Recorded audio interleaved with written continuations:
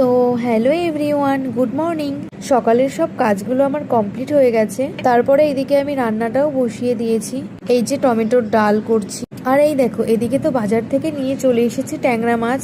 চলো আমি কিভাবে ট্যাংরা মাছ রান্না করি আজকে সেটাই তোমাদের সাথে শেয়ার করব। ট্যাংরা মাছটা আমি রান্না করব বেগুন দিয়ে। তো ঘরে তো বেগুন ছিল না, তার জন্য আমি চলে গিয়েছিলাম বাজারে। এই যে দেখো বাজার থেকে আমি নিয়ে চলে এসেছি সুন্দর একটা বেগুন। তো বেশি কথা না বাড়িয়ে চলো এবার রান্নাটা শুরু করি। এদিকে আমি মাছটা ভালো করে পরিষ্কার করে ধুয়ে লবণ, হলুদ আর একটু সর্ষের তেল মাখিয়ে রেখে দিয়েছি।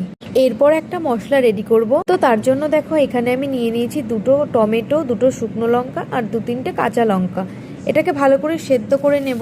এরপরে বেগুনটা আমি কেটে রেখেছিলাম সেটা ভালো করে ভেজে নেব। তারপর ওই একই তেলে মাছটাও আমি ভালো করে ভেজে নেব।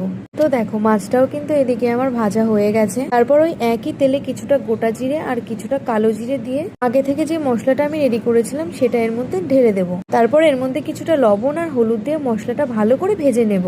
এখানে কিন্তু আমি আর কোনো মশলা দেবো না। দেখো মশলাটা কিন্তু খুব ভালো করে ভেজে নিয়েছি। এবার পরিমাণ মতো জল দিয়ে ভালো করে ফুটিয়ে নেব। তো দেখো এদিকে ঝোলটা ফুটছে। এবার আমি এর মধ্যে ভেজে রাখা মাছগুলো দিয়ে ভালো করে ফুটিয়ে নেব।